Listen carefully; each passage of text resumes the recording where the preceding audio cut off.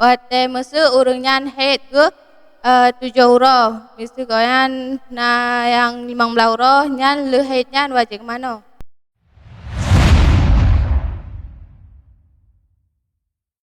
Peserta selanjutnya atas nama Tengku Nurul Syifa yang akan membacakan makra Mujibul Ghazli. Ya. Makra Mujibul Ghazli. Kepada Tengku Nurul Syifa, waktu dan tempat kami persilahkan. Assalamualaikum warahmatullahi wabarakatuh.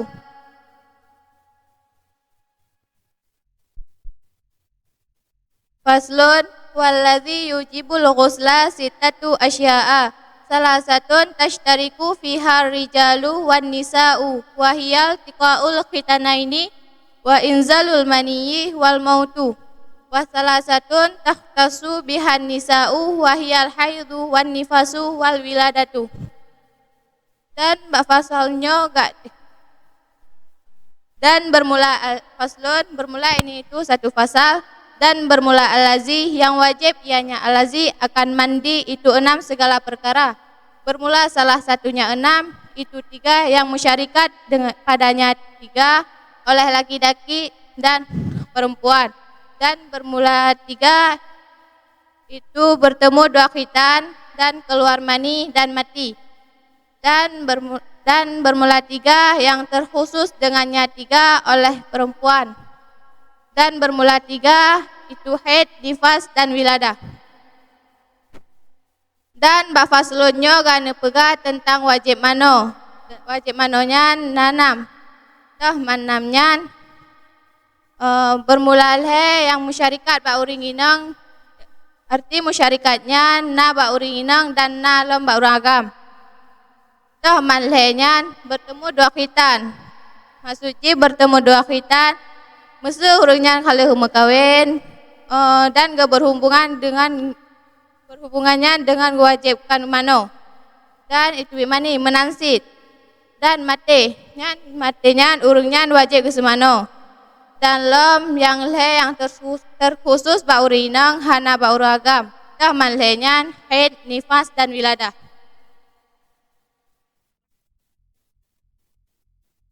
Baik, terima kasih kepada Tengku Nurul Syifa.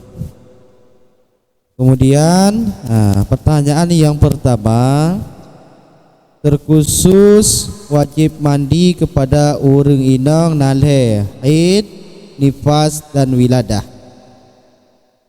4 perbedaan antara haid, nifas, dan wiladah.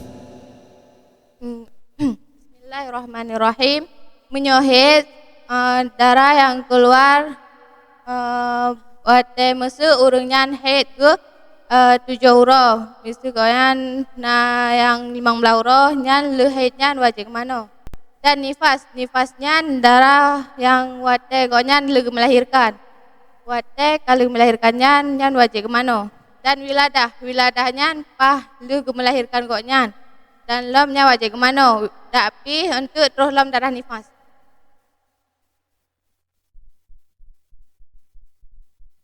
Kemudian pertanyaan yang kedua, faslun walladzi yujibul khasla.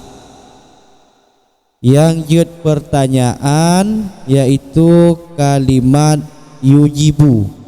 Ya, kalimat yujibu dan ada timbangan yujibu.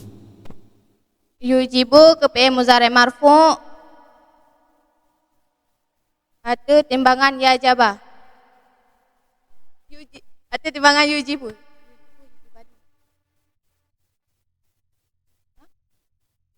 Oh wazanji. Wajabah.